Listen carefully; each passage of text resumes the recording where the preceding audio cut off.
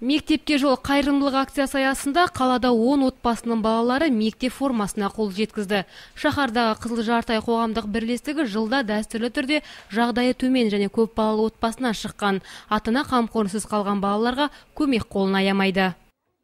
Как мы знаем, каждый год проводится республиканская акция. Біз акцияға жыл сайын қатысып, көмегімізді аямаймыз. Биыл 10 баланы тегін мектеп формасымен қамтып жатырмыз. Өткен жылы оқу құрал жабдықтарын табыс етсек, биыл киімдермен қуантып жатырмыз. Алдағы жылы да көмегімізді аямаймыз деп ойлаймын. Жалпы қаладағы Қызыл Жарты ай қоғамдық бірлестігі қайырымдылық акциясына бірнеше жылдан бері қолдау көрсетіп келеді. Акцияға жиналған қала жұртшылығы балаларына мектеп формаларын алуларына мол мүмкіндік алды. 4 баланың анасы Татьяна Титаренко өзінің демеушілерге алғысы шексіз екенін жеткізді. Помощь вообще необходима. Қазір баланы мектепке дайындау өте қиын, себебі киімдер қымбат. Біздің жағдайымыз оларды киіндіруге жете бермейді. Сол себептен демеушілерге алғысым шексіз.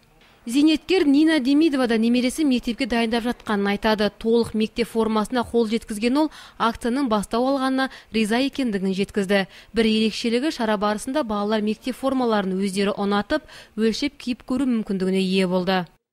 Я не просто довольна, я просто в диком восторге, если можно. Қуанышымда шек жоқ, киімдердің сапасы да жаман емес. Шынымен де көп балалы және әлеуметтік жағдайы нашар отбасылар үшін мектепке жол акциясының берері мол.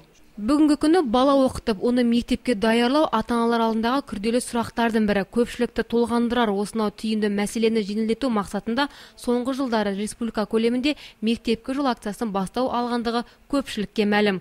Акция келесі айдың аяғына дейін жалғасатын болғандықтан көмекке зәру балаларға жан-жақты қолдау көрсетіле бермек.